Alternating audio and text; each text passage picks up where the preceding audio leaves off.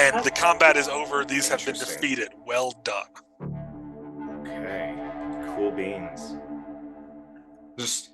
I look around. Just... Okay. Maybe fire was the right word. Is that what you said? Yes. It kind of just sounded like... Oh, your pronunciation is quite nice.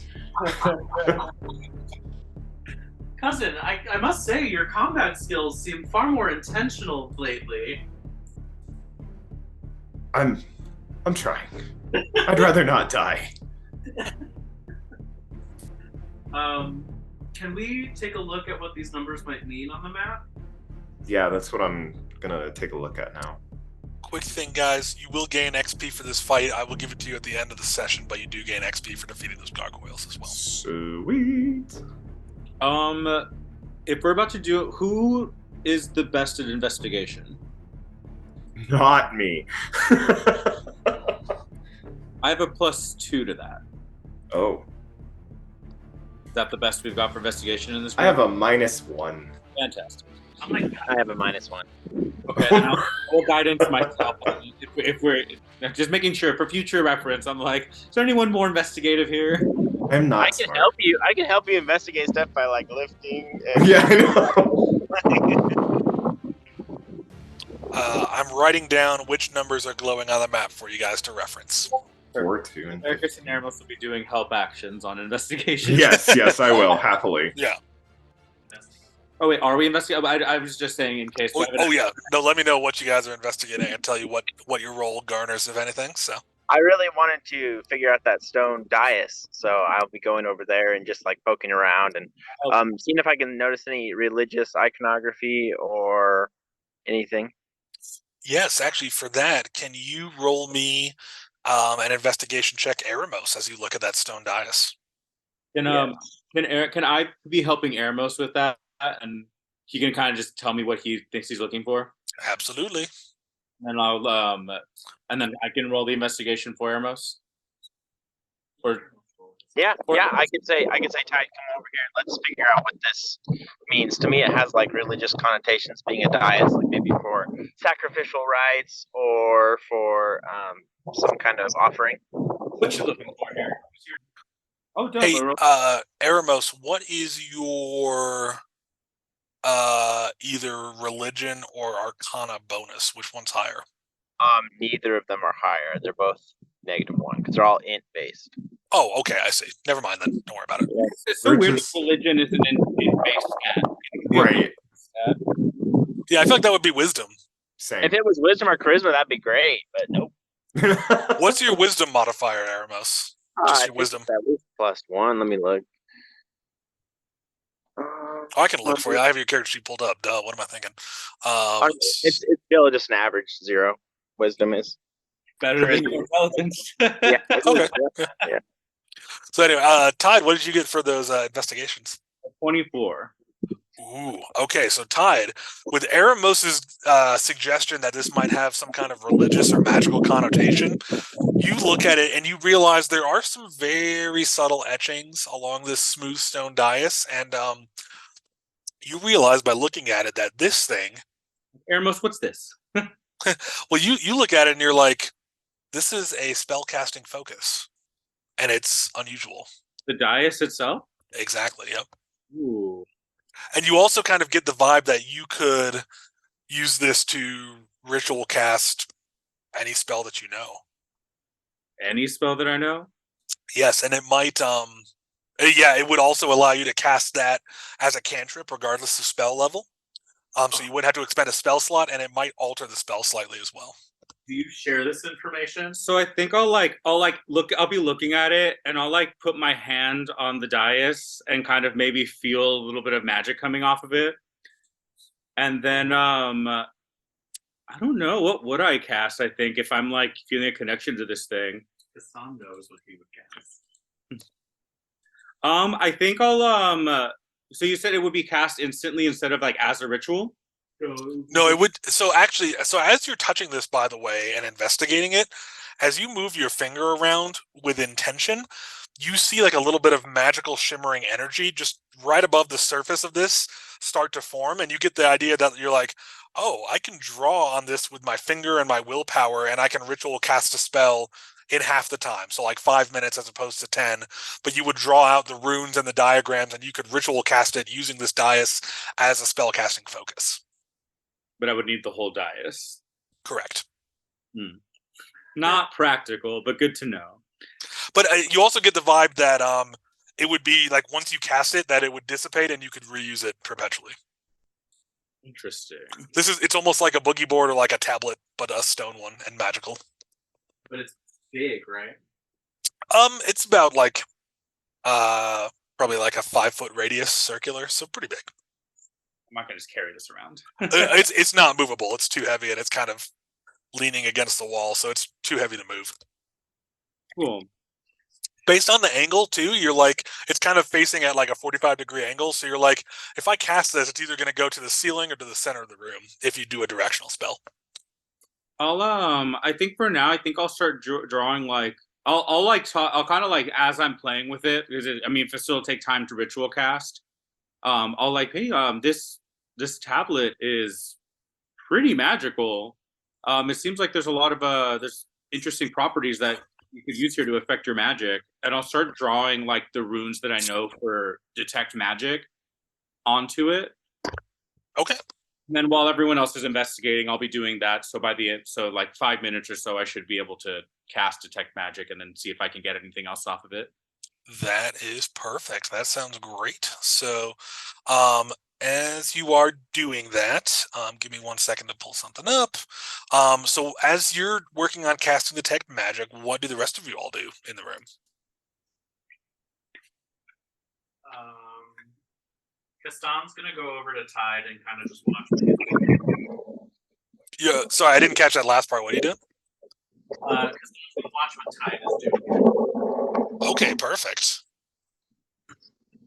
Verkis is still just examining the map and trying to figure out the 4, the 2, the 15, and what it could possibly mean. I would think that those numbers would go in a column on that tumbler at the back of the room. That's what I'm under like a fire icon, maybe. Well, so they're kind of separated in thirds. Yeah, it's separated into thirds. So the 4 is on the top, then the 2 is in the middle, 15 is on the bottom. And are they both left, center, or right? Because that might indicate which column that you would have to input that number. Okay. Let's go back and look at the map he sent. Yeah, when I posted which numbers are glowing, I did it as a reply to that picture, so you can reference that easier. So real quick, there was nothing necessarily religious about the altar. It's a magical focus. Correct. Yeah, I'll let Aramos know. I'm like, I don't necessarily think that this is used for religious practices. It seems to be for arcane practices.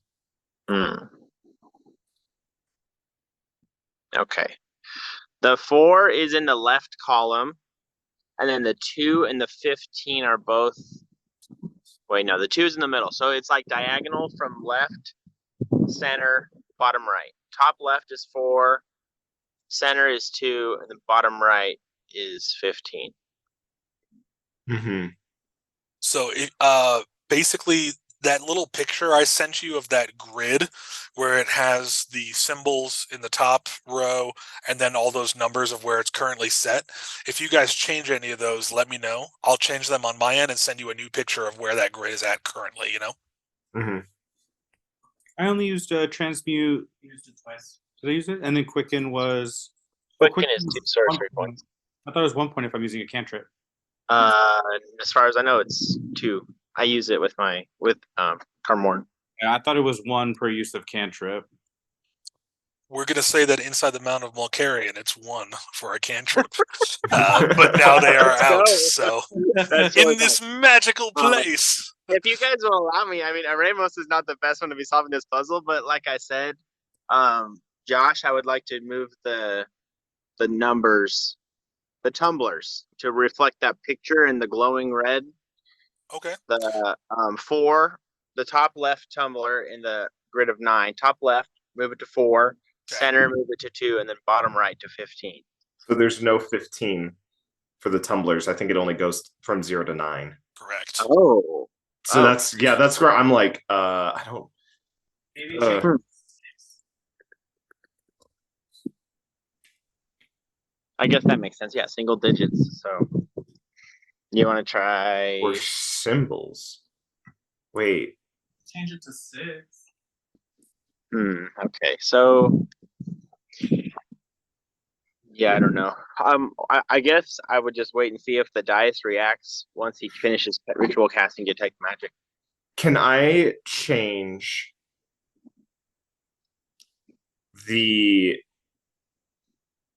on the right one where it currently says sun? Can I change that to fire and then do 4, 2, 1, 5? Yeah. So what you said? Which symbol are you changing first? The one that says which one? The one that currently says sun on the far right.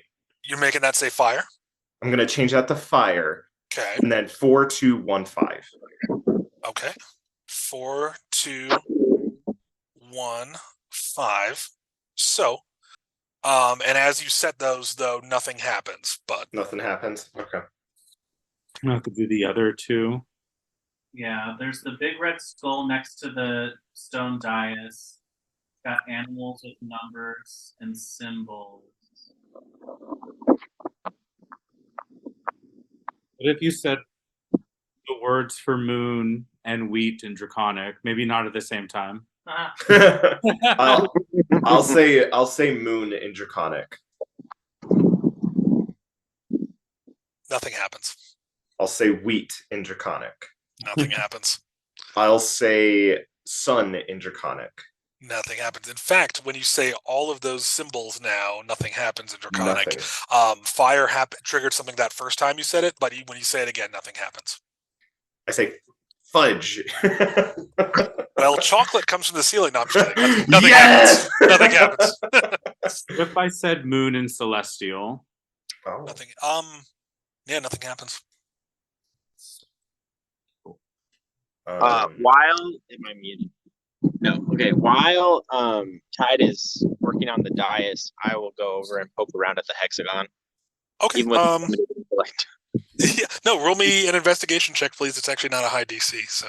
Okay.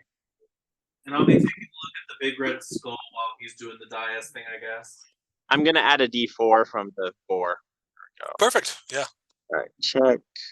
Kastan, can you roll me investigation for those symbols underneath the skull while he's doing that? Yeah. Hey, let's go. Hey. 17. 17. Nice. With a 17, Eremos, you kind of poke and prod at this metal hexagon, and you realize it's pretty thick metal.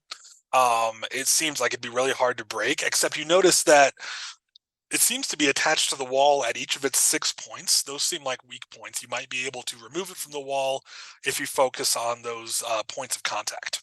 I have a crowbar in my explorer's pack, so I'll just pull that out and start going ham. Make me a strength check, please. Can it be athletics? Yeah. Okay, let's see. And Kastan, did you roll an investigation on those symbols of the animals? Oh, cool. Let me check the chat here. I got a 15. Oh, with a 15, you notice a couple things. And Eremos with a 14, I'll tell you what happens momentarily. Good stuff. With a 15 for Kastan, you realize when you're looking at the animal drawings, they all have numbers next to them with a symbol in between the animal and the number, except for the squirrel. The squirrel has no symbol. So that's interesting. And then you also realize that, like, these animals, like, you realize, like, a snake will sometimes eat a squirrel if it's a bigger snake. Sometimes hawks eat snakes. So you do put those things together. Dragons eat everything. As that's happening, Eremos, you start pulling with your crowbar, and with a 14, you are able to dislodge that metal hexagon. And it clatters down to the ground very heavily with a bang, but behind it, in kind of an indentation in the wall, is a large metal skull. And it looks like it's made of the same kind of steel that the hexagon was made of. And yeah, that's what you see. It's just they're like on a little like platform, like it's like a special skull.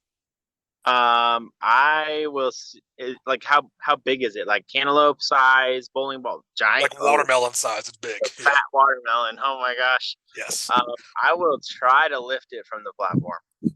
Yeah, you are able to carry it. It's pretty hefty, but you pick it up, and you notice behind it is a diamond symbol, just like the symbol below the top opening of the middle column on that grid. I'll point this out to the group, and I'll just carry the skull and set it down in the middle of the room. Cool. Cousin, Yes. I think you should turn the left column. The top should say skull, and then it should go. Well, I don't know if you can duplicate numbers, but I would hope that you can, because then I would say do 1280 going down. I'll do that. So 1280 in which column? The left column with skull at the top. Okay. Yeah, I'll do what he. So suggested. the one that currently says moon, you want to change that to skull and then do 1280? Yes. Okay. Yeah. Oh, hang on. Let me type that in here. And What's the skull behind the diamond? But look at that. Would it be skull twice? Who knows? We can always change it. There's a good like.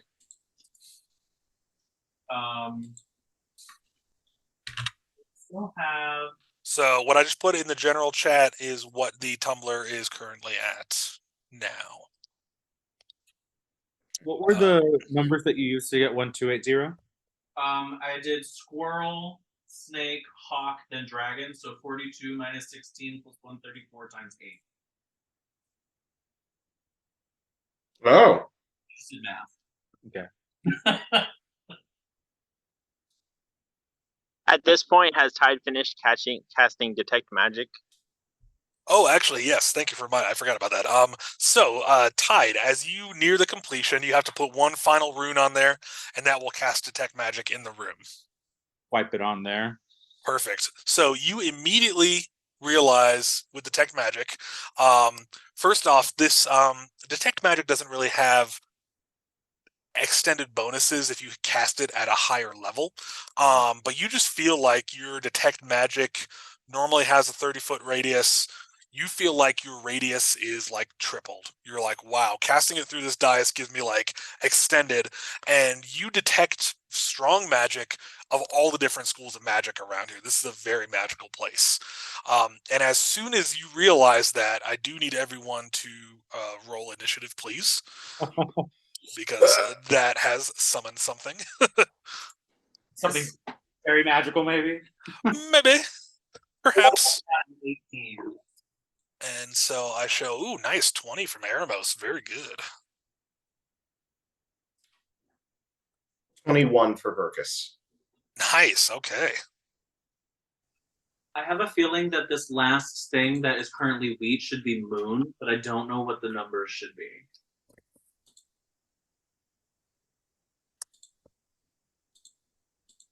So I think it should be skull, moon, fire. I can neither confirm nor deny. 1280, mysterious, and then 4215. Maybe. Maybe. Maybe. And I have no idea what this skull that Eremos has found is supposed to do. Actually, real quick though, as you all are rolling initiative, Tide, with your detect magic, you do detect transmutation and conjuration magic on that skull. The one that Eremos is holding? The one that he's set in the center of the room, this big metal skull, you do, with your detect magic, realize that whoever is holding it will be affected somehow if they're holding it, but not longer than that. Like as soon as they stop touching it, whatever that effect is will dissipate, but it does something. You can't tell. Eremos! Did I feel any way when I was holding it, or? You did not perceive anything when you were holding it, no. Okay. Eramos, there's some magic coming off that skull. Tide and Castan, what were your initiative rolls for?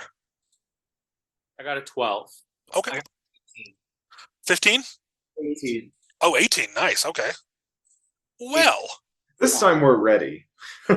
well, as good as your all initiative rolls were, unfortunately, the Shit. thing that got summoned rolled a very high roll. Sue, as soon as this detect magic spell radiates from that dais, above the dais, Tide, you see kind of coming out of the glowing runes of your magic, a massive Dementor-looking creature actually comes out, a very shadowy, scary, large thing. This was not foreshadowing, guys. Why did you make the joke? I wrote this 2 nights ago, so it's hilarious that you said that. But yes, I have Eramos near the center of the room where he placed that skull. I have Castan and Verkis near him, presumably. And Tide is I'm at over the by the tumblers. dais. Oh, you're at the I'm at the- tumblers. Yeah, I'm Perfect. working with the tumblers. Castan And Cas- mentioned Verkis to instruct him on what to input for the tumblers. Yeah. Perfect. Figured out. Okay. Verkis is not smart. He's not going to help out with this puzzle. He's like, I'll push buttons. Well, the map has been updated then. I have Verkis and Castan by the tumblers, Eramos near the skull in the center of the room, Tide by the dais, looking up at this giant Dementor thing. And the giant Dementor thing rolled a 22 for its initiative. So, God, that was so close. yeah, Rex, well, that might have triggered something too, actually, so it's interesting. But this thing is going to reach out with its very long fingers, its shadowy hand, and it is going to try to claw at Tide. So, let me roll for that. Comes down, I'm like, oh. That was a nat 20. Of course. God. So, Oh, give wait. me Can I think I have to maybe have thrown this beforehand, but let me figure it out. I knew should have taken silvery barbs. Well, shield wouldn't have helped the nat 20 anyway. yeah, unfortunately not.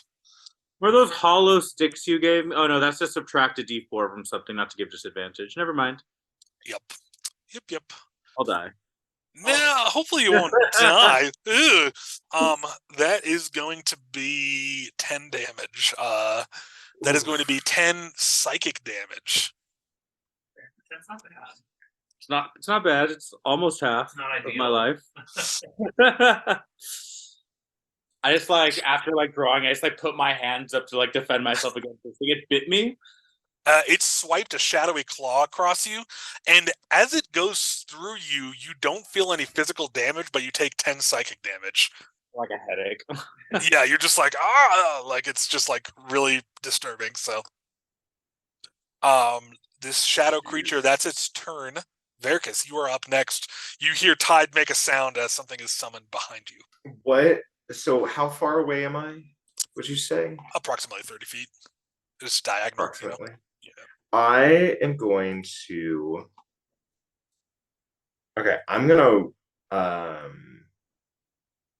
use my bonus action to cast Zephyr Strike on myself, Okay, nice. and then expend that burst immediately to close the distance.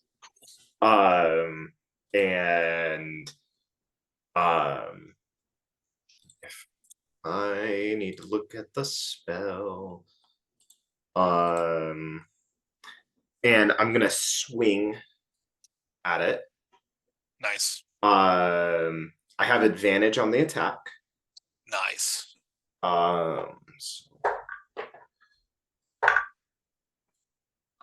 For a 19 to hit. That hits. Oh, I'm sorry, 20, but still hits. Still hits. So 20 to hit. I'm gonna use Tavusa's reaction to give it a d6 fire damage as well. Nice. So I am doing 2d6 damage and a d8 of force damage as well. Oh, nice. Okay. So Damage in your swipe there. So 7. I like the slash- claps, Rex. That's awesome. Oh shit. The force damage knocked the dice right out of your roller. It did. All right. Oh yeah. Okay. So it is 8 points of slashing damage, Okay. 8 points of force damage, and 3 points of fire damage. Nice. So total 19 damage. So you lash out and hit this thing, and you feel it. So as you slash and do fire, you're like, oh, that did not do nearly as much damage as I expected. But as the force hits it, it flies back and takes good damage. So you're like, okay, the force was solid. Fire and slashing, not so much, but the force hit it pretty hard. Okay. You knock down, it seems like about a quarter of its XP, so it's a pretty good hit. Oh no. Okay. About 25% is what that did. So Okay. Well, I used up everything for that, so that's my turn. well, it was solid. Eremos, you stand near the center of the room, about 30 feet away as well, next to this large skull you just set on the ground, and you see all this go down. What do you do? Intrigued by the magical nature of the skull, yet not knowing what it is or how to apply it, I'm going to run up and move into a flanking position against this Dementor with either Tide or Verkis, whoever is conveniently opposed to it. And I was, or Oh, I was going Go to say, ahead. I think based on the positioning, it would make sense if you canted to your left slightly and got next to Tide for a flank. Between Tide and Verkis, you would be flanking this thing then. okay, great. Yes. And I will swing the Morning Star. Nice. And you left the skull in the center of the room, correct? Yes, Cool. because it's very large. Like I'm not going to carry this large watermelon into combat. You could carry it with one hand, but it'd be like heavy. It'd be awkward. So Yeah, I'm not going to do that. I'm going That's cool. to. So yeah, swing that Morning Star. Let's do it.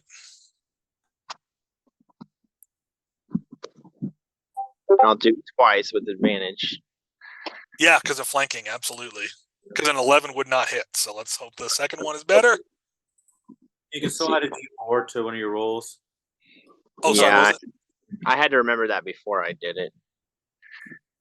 So Yeah, 12. so a 12 does not hit, unfortunately. Now it kind of incorporeally just kind of shimmies out of the way. So Let me check my character channel, see if I have another bonus action buff Yeah. for Verkis, and then that will be my turn if I have. Oh, cool. Thank you. Oh, I don't know if I have it. Let me see. Oh. There's a whole bunch of homebrew paladin oath stuff in here. Okay. You used it twice, and I think we got 3 actions of it. Okay, then I will. Yep, it says 1 remaining. I will use it now, Awesome. Thank you, Yep. sir. and that's my turn.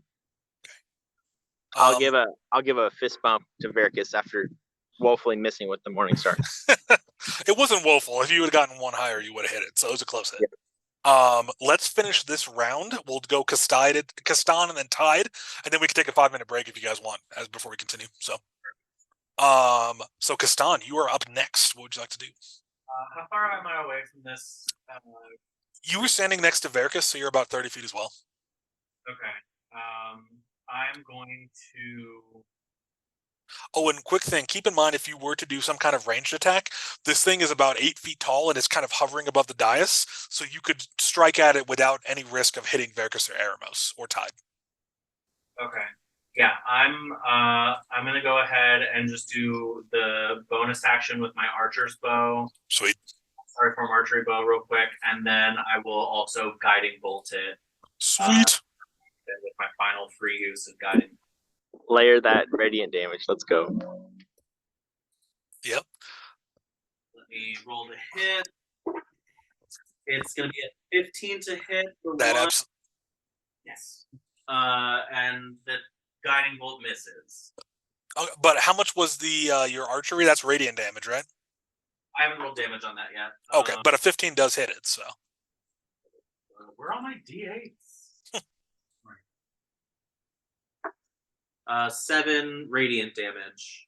So you hit this thing, and your radiant damage just explodes on this thing, and it gets knocked back against the wall and kind of like, it doesn't dent the wall because it's this weird shadow thing, but that radiant damage hit it hard.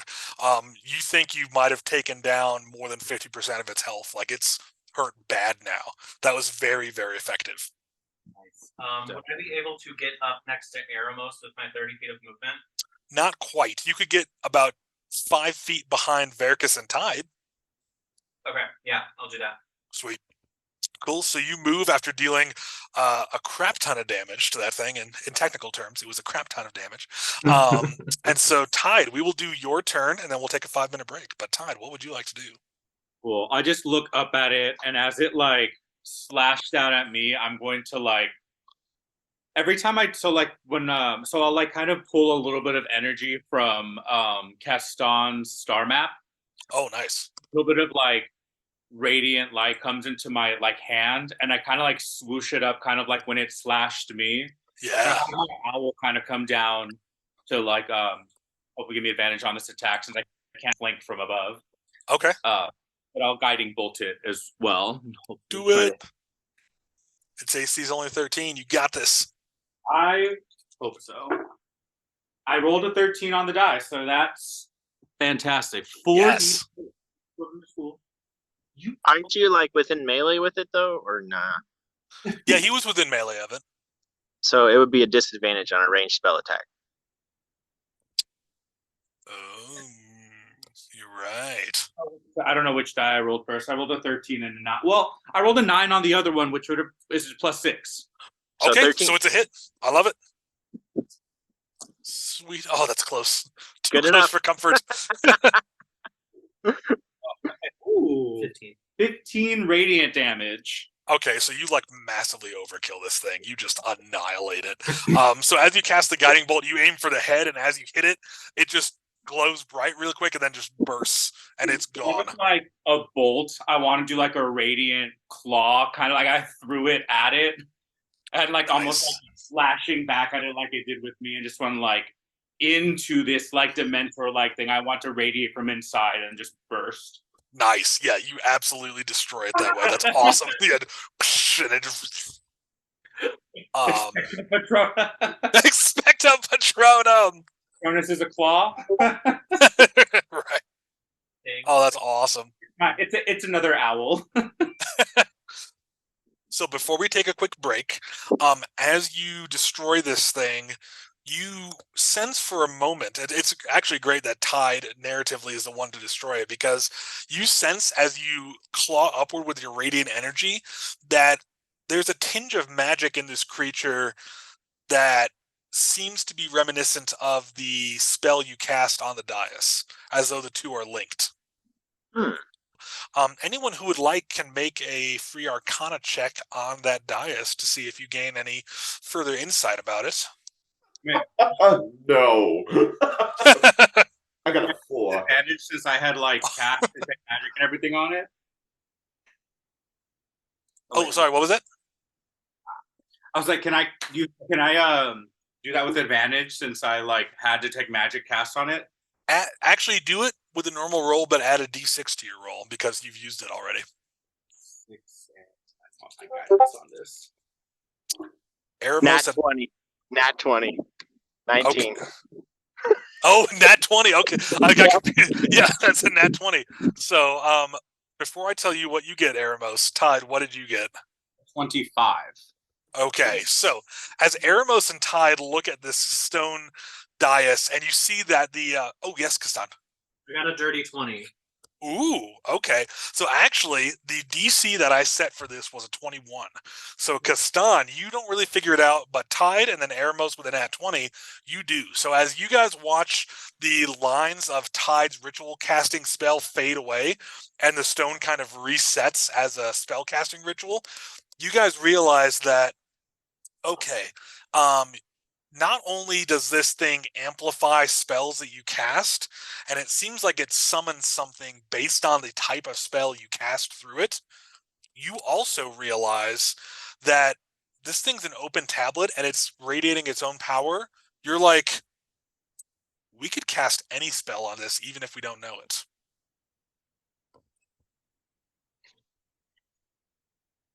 Interesting. Yes. And then also, Eremos, as you look underneath it, you realize there is a tiny inscription on the back in Celestial. Can you read that? I can. Someone.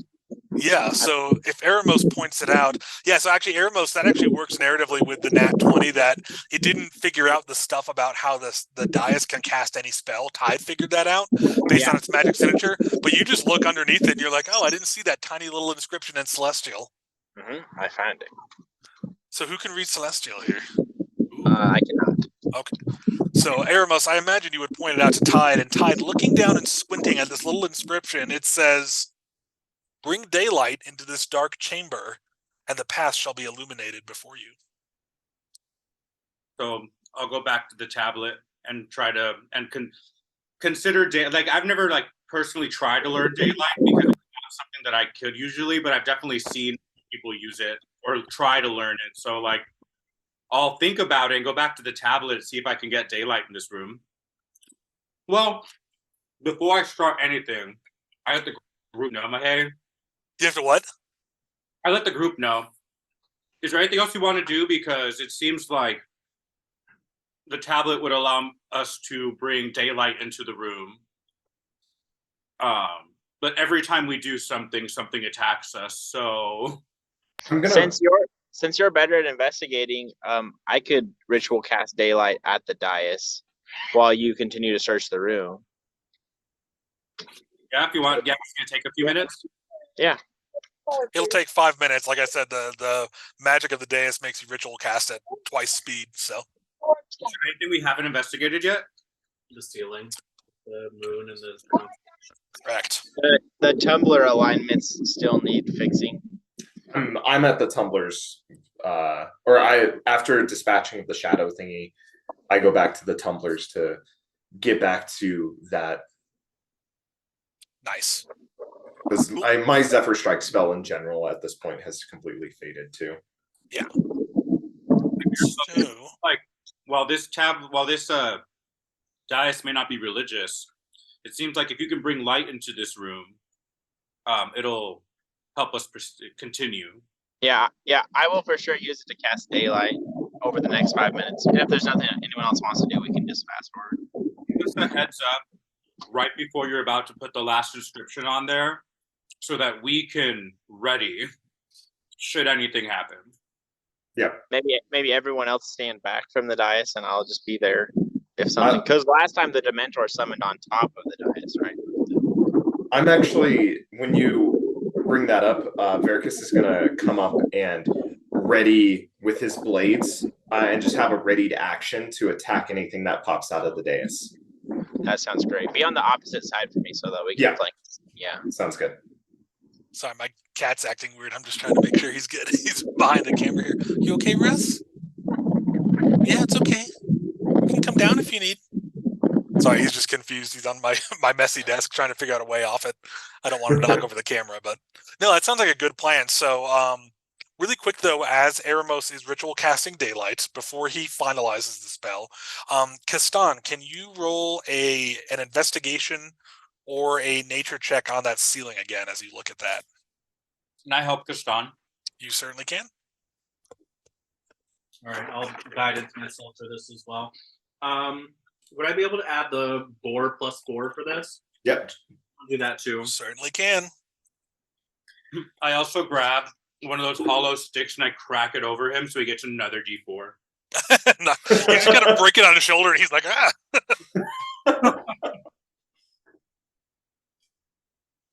Total of 23. Ooh, very nice. So, with a total of 23, which is fantastic, you are looking at this and you're like, these stars are all wrong. And looking at the drawing of the moon too, like it looks pretty similar to the moon, but as you study it, you're like, some of these markings on the moon are off too. Like it doesn't seem right. And you get the sense that it needs to be changed or removed to proceed with the room is kind of what you gain from that. Do I see a way to change it? it feels like as you're looking at this thing too, like at first it seems like it was painted on the ceiling, but the more you look at it, you're like, it is kind of glowing slightly, and it seems like it might be magical in nature, so it might be some kind of display through magic. That's all you can really gain from that. I want to use my starry map and see if I can enlist Tide's help, just to see if we can use the ambient magic around to alter this image. I want to see if maybe the moon is supposed to be a sun. I can do that with prestidigitation. I can maybe like, if I can get enhanced range on it in this place, I could like alter the symbols maybe in a way. Yeah, actually the ceiling's not super high, so you would be close enough to cast prestidigitation on it if you wanted. Yeah, I'm just what do you need, Keston? Make the moon a sun. Let's start there. Okay. So, as Eremos has about a minute left on ritual casting daylight, Tide casts prestidigitation, and the image of the moon and those stars fades away, kind of from a center point of the moon. It kind of goes away, and you see that it reveals, actually painted on the wall or on the ceiling, is a sun symbol. And when that is revealed, it actually the sun kind of starts to glow a little bit, and I do need everyone to roll initiative.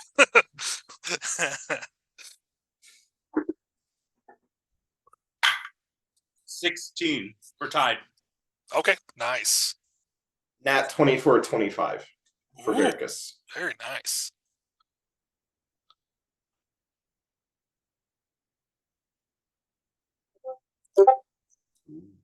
And Eremos gets a 19, very solid. And what does Sir Castan get? 10. That was a 10? Mhm. Okay, great. Give me one moment here.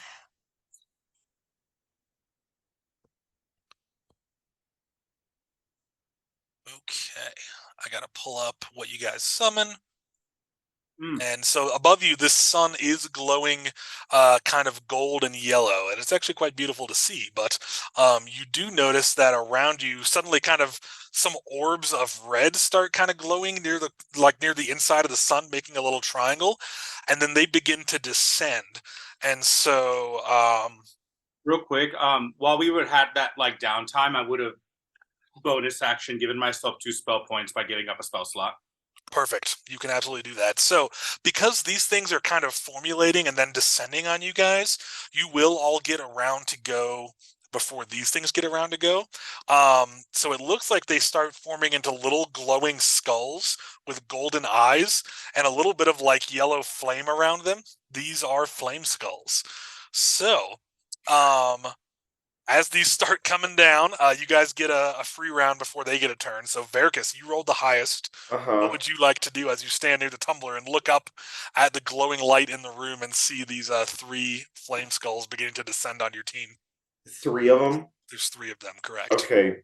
How close are they to me? They are at an angle about 40 feet diagonally because they're up towards the ceiling. Got it. So about 30 feet away horizontally and then about 15 feet up, I guess. So I'm not going to do the Pythagorean theorem right now, but that's the dimensions we're working with. So okay. I am gonna then, in that case, I'm gonna use my longbow. Nice. And from where I am, I'm gonna take a shot. That is a 19 to hit. A 19 absolutely hits. And 10 points of piercing damage. Nice. Okay. And seeing the fire, I'm just gonna like kind of keep Tavusa to the side. Yeah. Probably not going to be useful today for this one. Possibly not, but you hit it, and it does 10 damage. It looks like you knocked down about 25% hit points for the one closest to you with that arrow strike, so nice work. Okay, and then I'm going to use my... Because I have a million bonus action things I can do.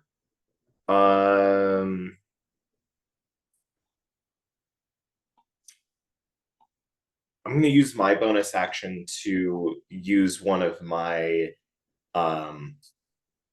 teamwork abilities to boost up Eremos.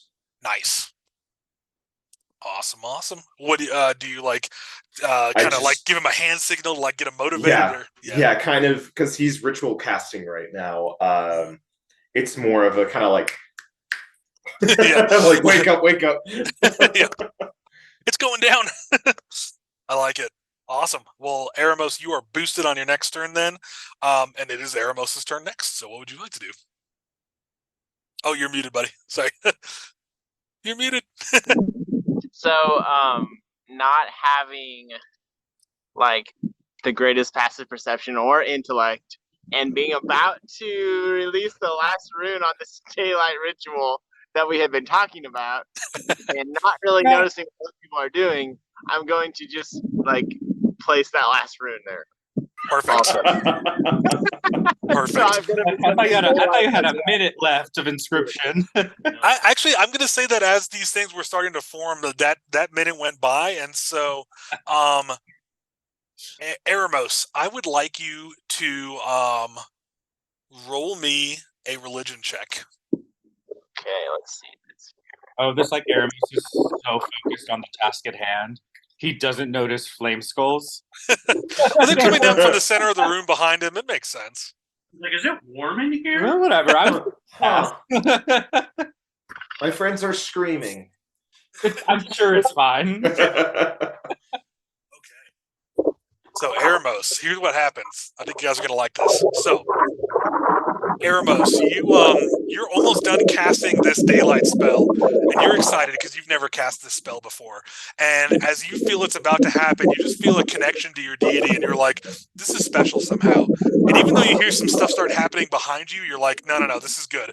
So you cast that final rune, and daylight floods the room. You all have like really good illumination, and you see the rest of you. Eremos doesn't see this, but all 3 flame skulls take 11 radiant damage. As this daylight floods the room. So let me reflect that real quick on here. I almost feel like at this point Verkis is like, no. Oh, hey, that worked out really well. Yeah. So Eremos, as a final thing on your turn, I'd like you to roll a perception check to see if you realize what awesomeness you just wrought on the room. He just looks up, done. Oh. Ooh. So with an 11, you're like, something happened, and you turn around and you see these flame skulls coming down, and their flames are kind of like flicking like they're in a strong wind, and you're like, I think I did that. That is an awesome turn. And Ty, you are